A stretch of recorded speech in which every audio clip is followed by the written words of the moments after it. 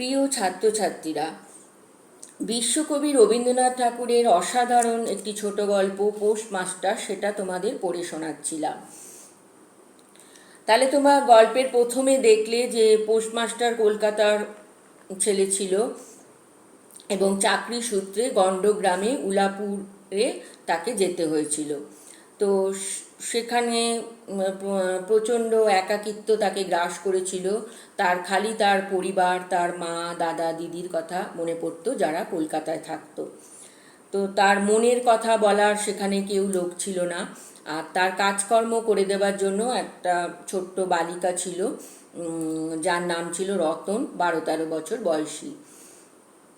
তো পোস্টমাস্টার তার একাকিত্ব কাটাতে রতনের সঙ্গে তার মনের ভাব আদান প্রদান করেছিলেন। রতনকে যেমন তার মনের পরিবারের কথা জিজ্ঞাসা করতেন, তেমনি নিজের পরিবারের কথাও রতনকে জানাতেন। রতনের সঙ্গে গল্প করে সময় কাটাতেন এবং রতনকে তিনি পড়াতেও শুরু করেছিলেন। তাতে তার খানিকটা সময় কেটে যেত। তো এমনিভাবে চলছিল। এমন সময় পোস্টমাস্টারের খুব অসুখ হয়েছিল। সেই সময় রতন বালিকা থেকে নারী হয়ে, মানে সেবাপরায়ণা নারীর মতো পোস্টমাস্টারের শুশ্রূষা করেছিল এবং রতনের সেবা শুশ্রূষায় পোস্টমাস্টার আরোগ্য লাভ করেছিলেন। এবং আরোগ্য লাভের পর পোস্টমাস্টার সিদ্ধান্ত নিয়েছিলেন যে তিনি ওইখান থেকে চলে যাবেন, শহরে চলে যাবেন। একে তো ওই গ্রামে তার ভালো লাগতো না, ওই পরিবেশে তিনি ভীষণ একা অনুভব করতেন নিজেকে। আর তারপরে শরীর খারাপ হওয়াতে তার পরিবার অনেক দূরে থাকা ছিল, তাই তিনি খুব ভয়ও পেয়ে গিয়েছিলেন। শরীর খারাপের পরে তিনি আর ওইখানে একা পড়ে থাকতে চাইলেন না। তিনি তার দরখাস্ত পাঠালেন, মানে বদলির জন্য। রোগ সেবা হইতে নিষ্কৃতি পাইয়া রতন দ্বারের বাহিরে আবার তাহার স্বস্থান অধিকার করিল। তাহলে রতন তো সেবা করার জন্য ঘরের মধ্যে ঢুকেছিল, কিন্তু যখন পোস্টমাস্টার সুস্থ হয়ে গেলেন, রতন আবার সেই দরজার বাইরে অপেক্ষা করত দাদাবাবুর ডাকের জন্য। কিন্তু পূর্ববৎ আর তাহাকে ডাক পড়ে না। মাঝে মাঝে উকি মারিয়া দেখে পোস্টমাস্টার অত্যন্ত অন্যমনস্কভাবে চৌকিতে বসিয়া অথবা খাটিয়ায় শুইয়া আছেন। রতন যখন আহ্বান প্রত্যাশা করিয়া বসিয়া আছে, তিনি তখন অধীর চিত্তে তাহার দরখাস্তের উত্তর প্রতীক্ষা করিতেছেন। রতন তো জানত না যে পোস্টমাস্টার বদলি দরখাস্ত পাঠিয়েছেন। রতন তো দাদাবাবুর ডাকের জন্য অপেক্ষা করত, কিন্তু পোস্টমাস্টারের কিন্তু আর সেদিকে মন ছিল না। অর্থাৎ তখন কিন্তু তার বন্ধন প্রায় কেটে গিয়েছিল, কারণ তিনি দরখাস্ত করেছিলেন এবং জানতেন যে দরখাস্ত মঞ্জুর হয়ে গেলে তিনি চলে যাবেন সেখান থেকে। বালিকা দ্বারের বাহিরে বসিয়া সহস্রবার করিয়া তাহার পুরানো পড়া পড়িল, পাছে যেদিন সহসা ডাক পড়িবে সেদিন তাহার যুক্ত অক্ষর সমস্ত গোলমাল হইয়া যায়, এই তাহার একটা আশঙ্কা ছিল। তাহলে রতন কি করবে? ডাক তো আসছে না, সে পুরনো পড়ায় পড়ে যাচ্ছে, যাতে তার মনে হলো যে দাদাবাবু যেদিন ডাকবে সেদিন যাতে আর তার পড়ায় কোনো ভুল না হয়। অবশেষে সপ্তাহখানেক পরে একদিন সন্ধ্যাবেলায় ডাক পড়িল। উদ্বেলিত হৃদয়ে রতন গৃহের মধ্যে প্রবেশ করিয়া বলিল, দাদাবাবু আমাকে ডাকছিলে? পোস্টমাস্টার বলিলেন, রতন, কালই আমি যাচ্ছি। রতন, কোথায় যাচ্ছ দাদাবাবু? পোস্টমাস্টার, বাড়ি যাচ্ছি। রতন, আবার কবে আসবে? পোস্টমাস্টার, আর আসবো না। তো রতন তো যখন রতনকে বললেন পোস্টমাস্টার যে তিনি কালকে চলে যাচ্ছেন, রতন তো ভেবেছিল যে দাদাবাবু কোথায় আর যাবে, বাড়িই যাবেন। তাই রতন আবার জিজ্ঞেস করেছিল যে তিনি আবার কবে আসবেন, কিন্তু পোস্টমাস্টার বললেন যে আর আসবো না। রতন আর কোনো কথা জিজ্ঞাসা করিল না। পোস্টমাস্টার আপনি তাহাকে বলিলেন, তিনি বদলির জন্য দরখাস্ত করিয়াছিলেন, দরখাস্ত নামঞ্জুর হইয়াছে, তাই তিনি কাজে জবাব দিয়া বাড়ি যাইতেছেন। অনেকক্ষণ আর কেহ কোনো কথা কহিল না। মিটমিট করিয়া প্রদীপ জ্বলিতে লাগিল এবং এক স্থানে দ্বারের জীর্ণ চাল ভেদ করিয়া একটি মাটির সরার উপর টপ টপ করিয়া বৃষ্টির জল পড়িতে লাগিল। তাহলে এরপরে তো আর কারুর কোনো কথা থাকে না। রতন তো মানে অবাকই হয়ে গেল শুনে, সে তো ভাবেইনি যে পোস্টমাস্টার এত তাড়াতাড়ি সেখান থেকে বদলি নিয়ে চলে যাবে। তাহলে মিটমিট করে শুধু একটা প্রদীপ জ্বলতে লাগলো এবং জীর্ণ চাল ভেদ করে একটা মাটির সরার ওপর টপ টপ করে বৃষ্টির জল পড়িতে লাগলো। আর কোনো শব্দ কিন্তু হলো না। কিছুক্ষণ পরে রতন আস্তে আস্তে উঠিয়া রান্নাঘরে রুটি গড়িতে গেল। রতন কিন্তু একদম চুপ হয়ে গেল, সে তার খালি কাজটা করতে লাগলো। অন্য দিনের মতো তেমন চটপট হইল না, বোধ করি মধ্যে মধ্যে মাথায় অনেক ভাবনা উদয় হইয়াছিল। পোস্টমাস্টারের আহার সমাপ্ত হইলে পর বালিকা তাহাকে জিজ্ঞাসা করিল, দাদাবাবু, আমাকে তোমাদের বাড়ি নিয়ে যাবে? পোস্টমাস্টার হাসিয়া কহিলেন, সে কি করে হবে? ব্যাপারটা যে কি কি কারণে অসম্ভব তা বালিকাকে বুঝানো আবশ্যক বোধ করিলেন না। মানে এটা সম্ভবই নয়। দুজনের সামাজিক অবস্থান কিন্তু দু জায়গায়। পোস্টমাস্টার শহরের ছেলে, শিক্ষিত, আর রতন গ্রামের মেয়ে, অশিক্ষিত গ্রাম্য বালিকা। রতনের কেউই নেই, সে অনাথ। পোস্টমাস্টারের পক্ষে রতনকে সেই পরিবেশে নিয়ে যাওয়া সম্ভবই নয়, কিন্তু সে সেই ছোট্ট বালিকাকে সেটা বোঝাবেই বা কী করে? আর রতনের পক্ষেও সেটা বোঝা সম্ভব নয়। সমস্ত রাত্রি স্বপ্নে এবং জাগরণে বালিকার কানে পোস্টমাস্টারের হাস্যধ্বনির কণ্ঠস্বর বাজিতে লাগিল, সে কি করে হবে।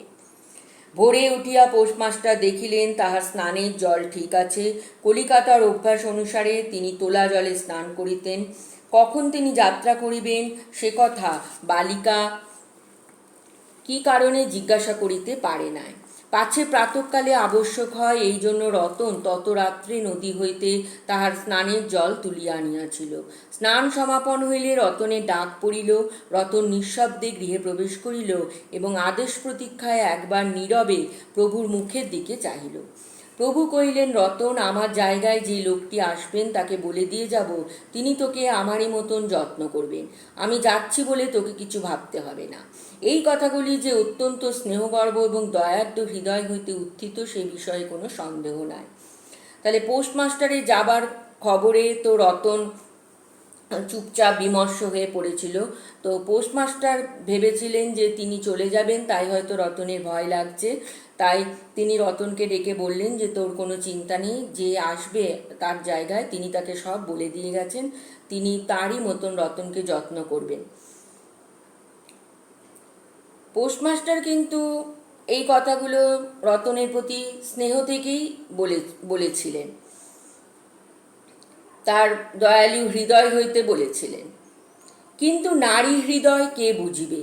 কিন্তু পোস্টমাস্টার রতনের নারী হৃদয়কে বুঝতে পারেননি। রতন তো বালিকা থেকে নারী হয়ে উঠেছিল ওই পোস্টমাস্টারকে সেবা করার সময়। সেই নারী হৃদয় পোস্টমাস্টার বুঝতে পারেননি। রতন অনেক দিন প্রভুর অনেক তিরস্কার নীরবে সহ্য করিয়াছে, কিন্তু এই নরম কথা সইতে পারিল না। একেবারে উচ্ছ্বসিত হৃদয়ে কাঁদিয়া উঠিয়া কহিল, না না, তোমার কাউকে কিছু বলতে হবে না, আমি থাকতে চাইনি। পোস্টমাস্টার রতনের এরূপ ব্যবহার কখনো দেখেন নাই, তাই অবাক হইয়া রইলেন। তাহলে রতন তো টাকা চায় না, রতনের তো খাওয়া পড়ার অভাব হবে না। নতুন পোস্টমাস্টার আসবেন, রতন আবার কাজ করবে, তার খাওয়া জুটে যাবে। কিন্তু পোস্টমাস্টারের কাছ থেকে যে স্নেহ রতন পেয়েছিল, যে আত্মিক যোগ তার সাথে তৈরি হয়েছিল, সেইটা তো আর হবে না। স্নেহ বিচ্যুতির আশঙ্কা থেকেই কিন্তু রতন কেঁদে উঠেছিল। নূতন পোস্টমাস্টার আসিলেও তাহাকে সমস্ত চার্জ বুঝাইয়া দিয়া পুরাতন পোস্টমাস্টার গমনোন্মুখ হইলেন। যাইবার সময় রতনকে ডাকিয়া বলিলেন, রতন, তোকে আমি কখনো কিছু দিতে পারিনি, আর যাবার সময় তোকে কিছু দিয়ে গেলাম, এতে তো দিন কয়েক চলবে। কিন্তু পথ খরচা বাদে তাহার বেতনে যত টাকা পাইয়াছিলেন পকেট হইতে বাহির করিলেন। তখন রতন ধুলাই পড়িয়া তাহার পা জড়াইয়া ধরিয়া কহিল, দাদাবাবু, তোমার দুটি পায়ে পড়ি, তোমার দুটি পায়ে পড়ি, আমাকে কিছু দিতে হবে না, তোমার দুটি পায়ে পড়ি, আমার জন্যে কাউকে কিছু ভাবতে হবে না বলিয়া এক দৌড়ে সেখান হইতে পলাইয়া গেল।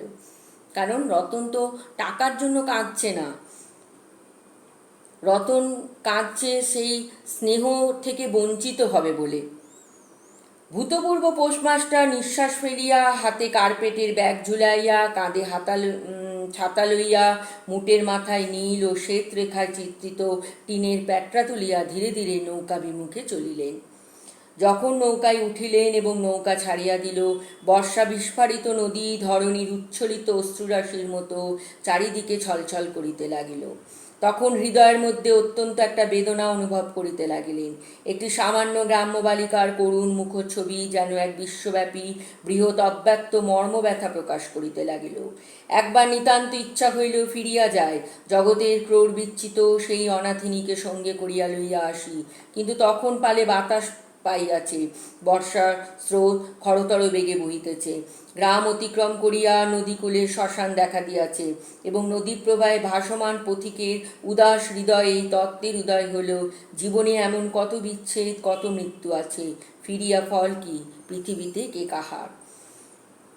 কিন্তু রতনের মনে কোনো তত্ত্বের উদয় হইল না। সে সেই পোস্ট অফিস গৃহের চারিদিকে কেবল অশ্রুজলে ভাসিয়া ঘুরিয়া ঘুরিয়া বেড়াইতেছিল। বোধ করি তাহার মনে ক্ষীণ আশা জাগিতেছিল, দাদাবাবু যদি ফিরিয়া আসে। সেই বন্ধনে পড়িয়া কিছুতেই দূরে যাইতে পারিতেছিল না। হায় বুদ্ধিহীন মানব হৃদয়, ভ্রান্তি কিছুতেই ঘোচে না। যুক্তিশাস্ত্রের বিধান বহু বিলম্বে মাথায় প্রবেশ করে। প্রবল প্রমাণকেও অবিশ্বাস করিয়া মিথ্যা আশাকে দুই বাহু পাশে বাঁধিয়া বুকের ভিতরে প্রাণপণে জড়াইয়া ধরা যায়। অবশেষে একদিন সমস্ত নাড়ি কাটিয়া হৃদয়ে রক্ত শুষিয়া সে পলায়ন করে। তখন চেতনা হয় এবং দ্বিতীয় ভ্রান্তিবাসে পড়িবার জন্য চিত্ত ব্যাকুল হইয়া ওঠে।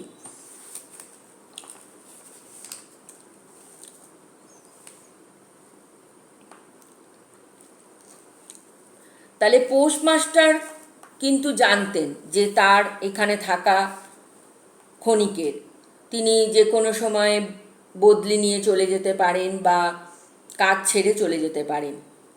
কিন্তু তবুও তিনি রতনের সঙ্গে একটা যোগাযোগ স্থাপন করতে চেয়েছিলেন, তাকে আঁকড়ে ধরতে চেয়েছিলেন, একটা বন্ধনে জড়াতে চেয়েছিলেন।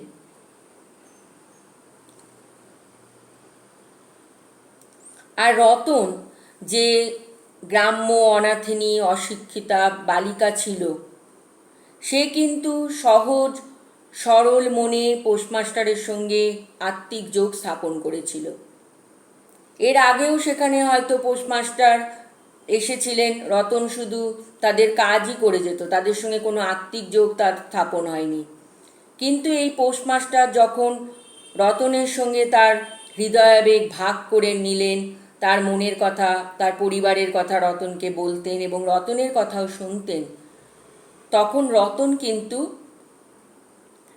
এই পোস্টমাস্টারকে একটু অন্য চোখে দেখেছিল এবং তার কাছ থেকে একটা স্নেহ পাবার তীব্র আকাঙ্ক্ষা তার মধ্যে জেগেছিল।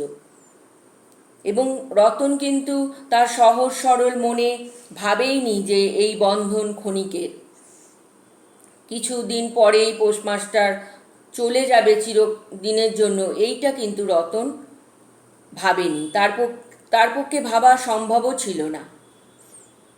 তাই স্নেহ বিচ্যুতির আশঙ্কাতেই কিন্তু রতন ভেঙে পড়েছিল। তার টাকা বা খাওয়া পড়ার চিন্তায় সে কিন্তু কাঁদেনি। নৌকায় উঠে পোস্টমাস্টারেরও কিন্তু রতনের জন্য ক্ষণিকের কষ্ট হয়। রতনের মুখ মনে পড়ে, ছুটে গিয়ে ক্ষণিকের জন্য তাকে আনতে চাওয়ার ইচ্ছাও তার মনে জাগে, কিন্তু পর মুহূর্তেই বন্ধন ছিঁড়ে যাত্রা শুরু করে। আর রতন কাঁদতে থাকে পোস্টমাস্টারের জন্য, আশায় থাকে যে তার দাদাবাবু হয়তো ফিরে আসবে। কিন্তু তার সে আশা হয়তো মিথ্যাই। হয়তো তাকেও আরেক বন্ধন থেকে মুক্ত হয়ে আবার এক নতুন বন্ধনে পড়ার জন্য প্রস্তুত হতে হবে।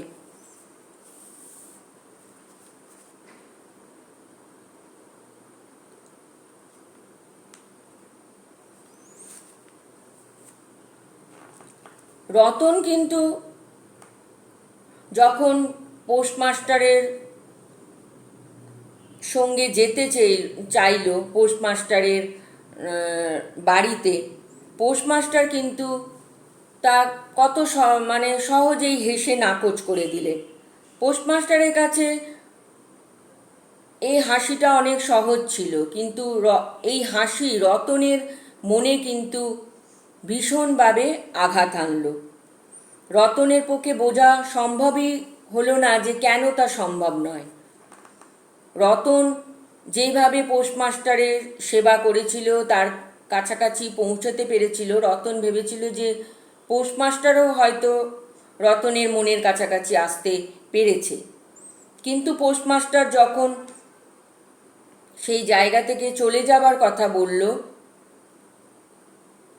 রতন ভেবেছিল যে তাকেও হয়তো নিয়ে যাবে, কিন্তু পোস্টমাস্টারের যে তীর্যক হাসি, সেইটা কিন্তু রতনের মনে বড় আঘাত আনলো। তখন সে বুঝতে পারল যে তাকে এখানেই পড়ে থাকতে হবে এবং কর্তব্য কর্ম করে যেতে হবে। আবার নতুন পোস্টমাস্টার আসবে এবং তাকে কাজ করে যেতে হবে।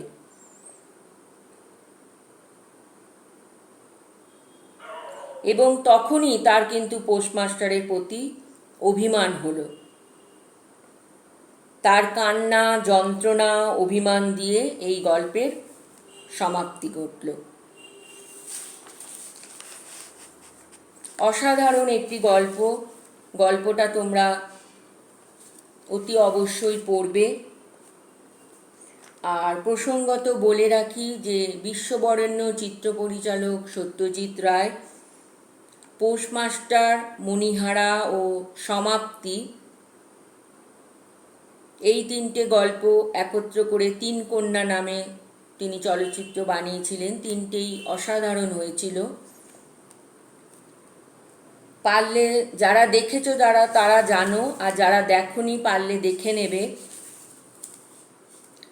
সেখানে মানে সিনেমাটার শেষ দৃশ্যটা আমি বলছি যে যখন পোস্টমাস্টার চলে যাচ্ছেন তখন তিনি রতনকে ডাকছেন রতন রতন করে, যে তার সঙ্গে দেখা করার জন্য। আর রতন কিন্তু সেই গ্রাম্য পথ দিয়ে জলের বালতি নিয়ে হেঁটে আসছে পোস্ট অফিসের দিকে। পোস্টমাস্টারের ডাকে রতন কিন্তু কোনো সাড়াও দিল না, তাকালোও না। মানে অনেক অভিমান, যন্ত্রণা, কষ্ট বুকে নিয়ে সে আস্তে আস্তে পোস্টমাস্টারের পাশ দিয়ে হেঁটে চলে গেল পোস্ট অফিসের দিকে কর্তব্য কর্ম করতে। এইভাবেই আর কি সিনেমাটা শেষ হয়েছে। তাহলে খুব ভালো, খুব সুন্দর একটি গল্প এবং সবার পড়া উচিত এই গল্পটা। আর যারা বাংলা সাহিত্য নিয়ে পরবর্তীকালে পড়বে তাদেরকে তো পড়তেই হবে রবীন্দ্র ছোট গল্প। আর যারা বাংলা সাহিত্য ভালোবাসো তারাও এই গল্পটা পড়বে। তাহলে এই ভিডিও এখানেই শেষ করব। যদি ভিডিওটা তোমাদের ভালো লাগে তাহলে লাইক শেয়ার করবে, আর এই রকম আরও ভিডিও পেতে আমার সঙ্গে থাকবে। সবাই ভালো থাকবে।